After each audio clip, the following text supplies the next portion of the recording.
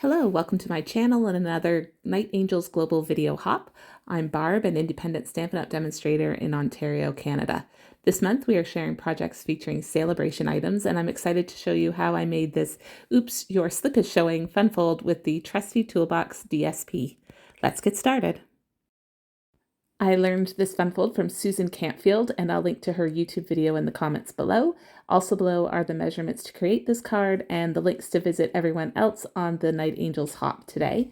Please be sure to check out their creations for more inspiration.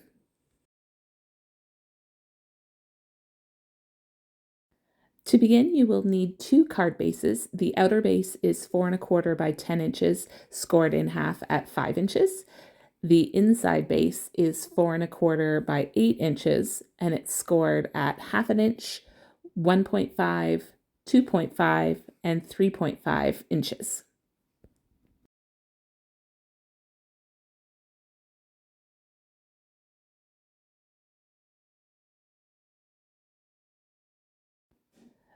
Fold on all of those creases in the same direction, and a box will naturally start to form. So those are going to be mountain folds or valley folds, all the same, doesn't matter which way you go, on all 4 of those score marks.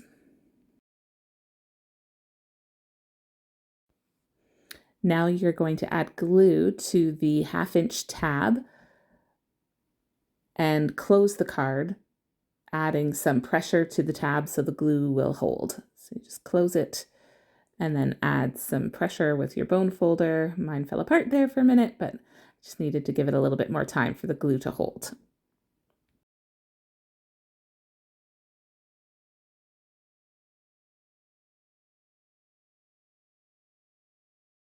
So with the box to the back of the base on the left-hand side, lay the card flat with one scored panel on the front and mark this with an X. This is where we'll apply the glue to adhere the inner base to the outer base. So we're going to grab the outer base, which has that score mark down the center. We're going to fold along that score mark, make a crisp crease, and then we're just going to set the inner panel right up against that score mark, not overlapping it, but just right up against it, and then close the card front so that it all squares up, making sure top to bottom that the inner panel is lined up with the outside panel, and just adding some pressure to that glue to keep it start to adhering.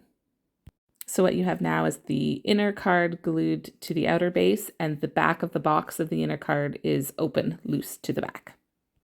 That's it for assembling the base. Now we just need to decorate the card.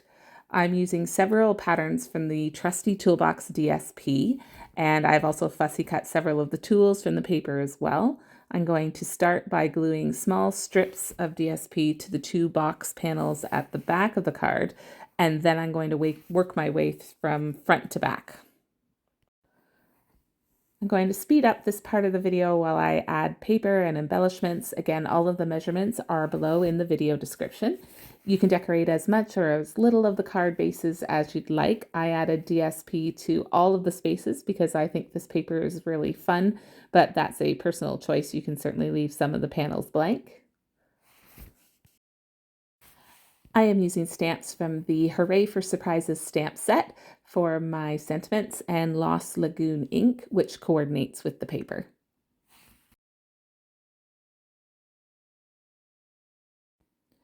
I popped up the sentiment on the front of my card on dimensionals, as well as the tape measure to add some depth to my card. And when adding my die cuts, I was just paying attention to make sure that the drill wasn't going to stick out beyond the edges of the card, because I want to be able to make sure it fits in a regular card envelope. So I wanted everything to fit within the dimensions of the card front.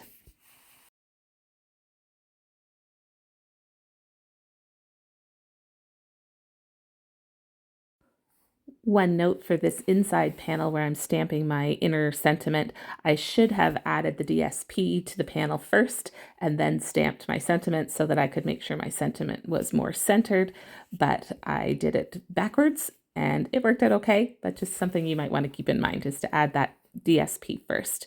And then I did add another tool to the bottom corner, which I think helped balance out the unevenness as well.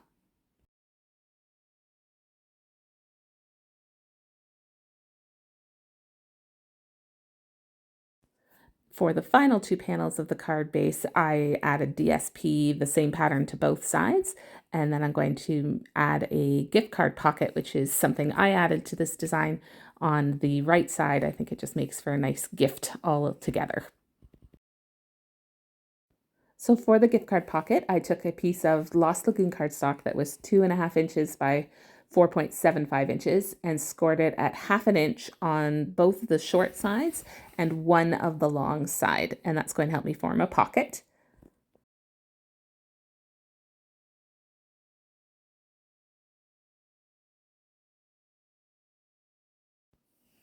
I then burnish all of those score marks and taper the corners to remove some of the bulk from when the pocket is formed.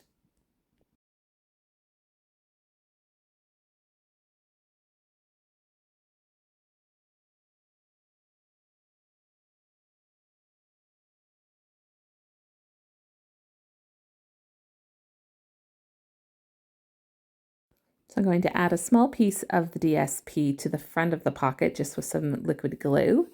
And then I am going to cut out a tab from the front using a circle punch that I have in my stash. This is a 1 1/4 inch circle punch, but any punch that you have would do just to make it easy to slide that gift card in and out for the recipient.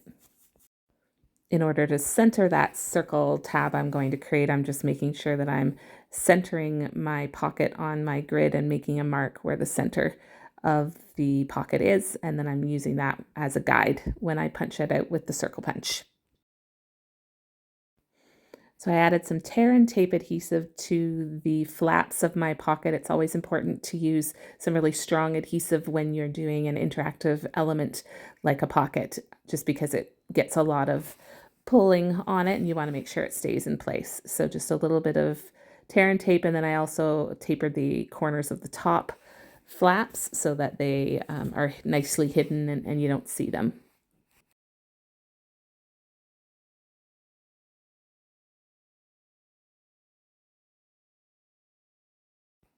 I decorated the pocket with a few more of my fussy cut tools as well, just to finish the decoration there. And finally, I added just a few embellishments to the front of the card. These are some retired embellishments from a few years ago, but I had them in my stash and they were the perfect accent to this tool card.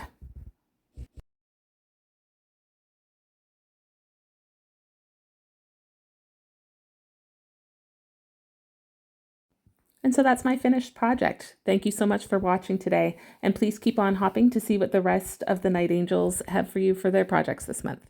Happy crafting!